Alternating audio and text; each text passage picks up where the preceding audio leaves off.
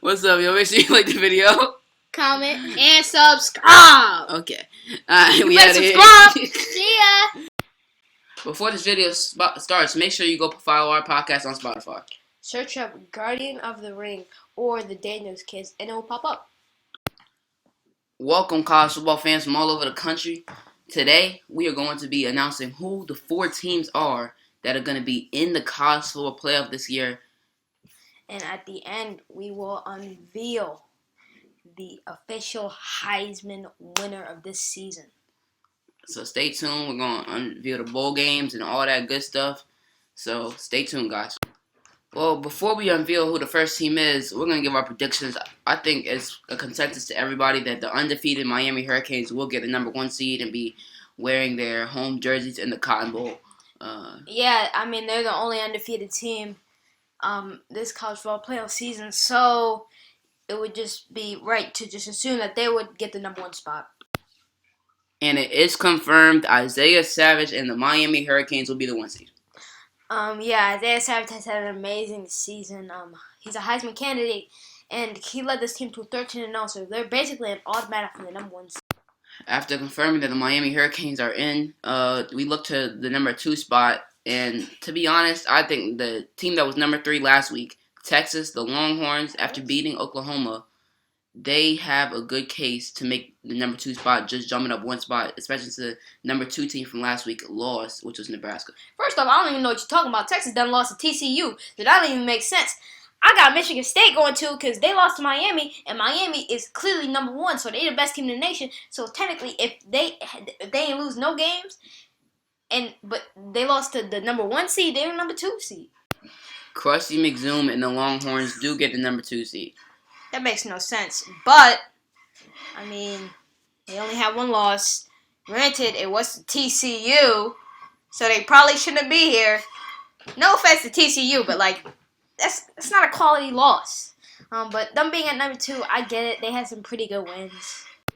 This better be Michigan State right here. I do not have time for it. If they are not in this college football playoffs, I will be angry, but they deserve this. All right? The suffocating defense is amazing. They forced a fumble on Isaiah Savage and made him throw a pick. Not many teams can say that they did that, right? Amazing quarterback. They can do it all, and they're a solid, well-rounded team, and I think they deserve to get the number 3 seed. Other teams that contend for the 3 seed, though, include LSU with Javin Hurd, who's 12-1, and they won the SEC. Only loss coming to Alabama. USC did win the Pac-12, but they did lose to LSU, so they could be on the outside looking in. And we can't forget about Nebraska. 12-0 throughout the course of the regular season. Just had a slip-up in the Big Ten championship game.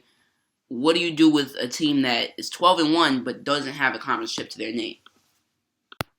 And the 3 seed indeed goes to the Spartans, like Roman predicted. I've been waiting for this. They deserve this.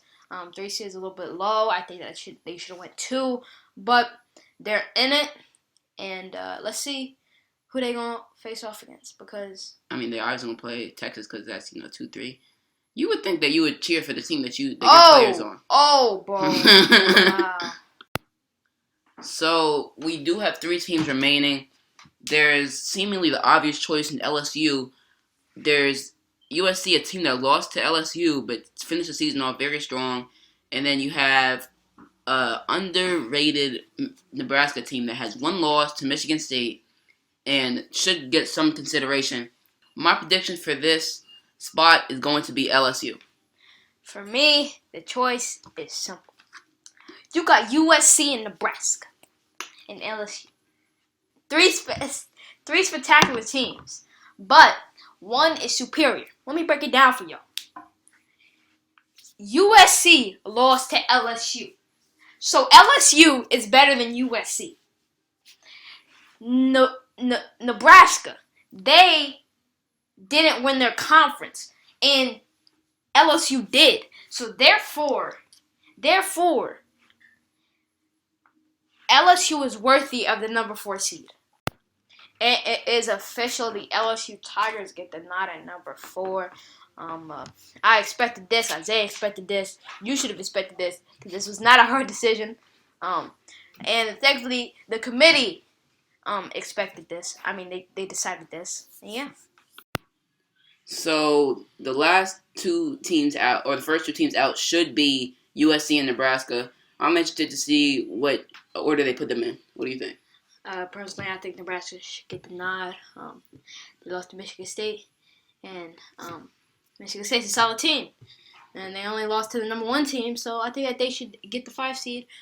They're not deserving of playoffs, but they are deserving of the 5 seed. And the Trojans get the nod over the Huskers. I think that was kind of expected from everyone except Roman. The conference champs over the conference runner-ups. I mean, when you look at them, I feel like Nebraska's a better team. But I guess being a conference champ is probably better than being not a conference champ. So I just guess it's better. So in terms of the bowl games this year, the Peach Bowl between Florida State, who's a 12th ranked team in the country, and Texas Tech, 15th ranked team in the country, won't be seen by you guys. It will be played, but it won't be seen. The number 1 Miami Hurricanes playing the number 4 LSU Tigers in the playoff, and Michigan State taking on Texas. Roman, you want to get into the other bowl games? Yes, sir. Oregon, the number 8 Oregon Ducks facing off against the number 7 Clemson Tigers in the Fiesta Bowl. In the Sugar Bowl, Oklahoma, number 9 Oklahoma will be facing off against number 10 Florida Gators. That's definitely an exciting matchup. And for the Rose Bowl, the USC Trojans will be facing off against Nebraska. So we'll really see who's the better team in that game.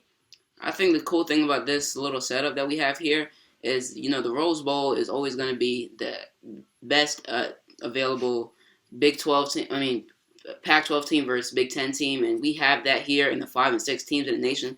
And then the Fiesta Bowl is best at large against each other, so we have Oregon and Clemson, which is going to be an interesting game, dynamic of Kenny Gray going against a beast such as Juan Daniels. And then the 9-10 matchup of Oklahoma's high-powered offense versus Martin Rowland and the Gators. That's going to be interesting. Yeah. Let's see what happens. The committee is back at it again. Okay. Start at the top. No, I'm not gonna go there yet. Please take your eyes to the number 11 seed UCF. Now, if you look one up, you'll see Florida. I thought that expanding, the playoffs would allow these lower, teams to try to. The playoffs weren't expanded. Yes, they were, from 2 teams to 4 teams, so that more teams. They expanded the playoffs. They expanded the title. Shut up. So that these lower teams could get in. But y'all are going to put UCF below Florida and Oklahoma and Oregon and Clemson? It just doesn't make sense. They have more losses and less wins, or the same amount of wins. That just makes absolutely no sense. But hey, other than that, nothing is too out of place. It seems like they got their brain together. But this UCF is really annoying me because it makes absolutely no sense. So here are the Heisman Trophy finalists. We have Isaiah Savage, the quarterback from Miami. He had a great season, and that included wins over top 10 teams, Clemson and Michigan State. Javin Hurd, he had an awesome season, beating teams like Florida and USC. Corey Elliott, he didn't have as great of a season, but he still beat Oregon, and he led his Trojans to a 12-win season. Probably an anomaly at USC at this point. They don't know what that seems like anymore. Same goes for Nebraska, who went 12-1, led by Corey Wynn. The two Coreys have very similar situations, both losing to a playoff team and just missing out. And then we have Leonardo D. McZoom III, the Texas running back who led his team to wins over Florida and Oklahoma, and looks to continue that success in the playoffs against Michigan State. All right, for this year's Heisman winner, I got Javin Hurd. He AK all day 2.0, man. He a beast. I mean, he just slides off tackles so cleanly. He's a threat receiving-wise, and he has a high usage rate. You can run the ball with him 20 times a game. This kid's a beast. Well, I think personally it's a quarterback award, as we all know, and Isaiah Savage was the best quarterback in the nation this year, and we've seen his top-end speed and his top-end throw power. I mean, he had a spectacular season, and I think he deserves the Heisman. But we'll see who the Heisman Trophy committee group people that pick the Heisman Trophy thing pick this year. And the winner of the Heisman Trophy is Isaiah Savage. Stay tuned for his highlight tape. Mike Harley, Savage, read option, hitting it outside and making his mark in the ACC championship game. And first down, Miami. Savage in the pocket, up high, touchdown, Canes, Brevin Jordan. Beautiful place to ball, as he just lobbed it over. You see the shiftiness from him right there.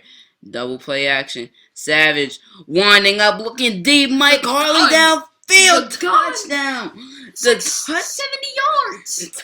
The throw from Savage is insane. Horrible spin move, goes absolutely nowhere. But he's got deep downfield, touchdown, Canes. And Jamar Quasadilla. We don't have that from this Miami team this year, as Savage throws a strike to Cam Harris, and Cam Harris scores a touchdown. Savage is going to start the second half with the power, fake power jet sweep, gets out in space. This kid can run. This kid runs a 4.3, 4.4. And he's in the defense and exploiting them with consistency as he powers his way to a touchdown.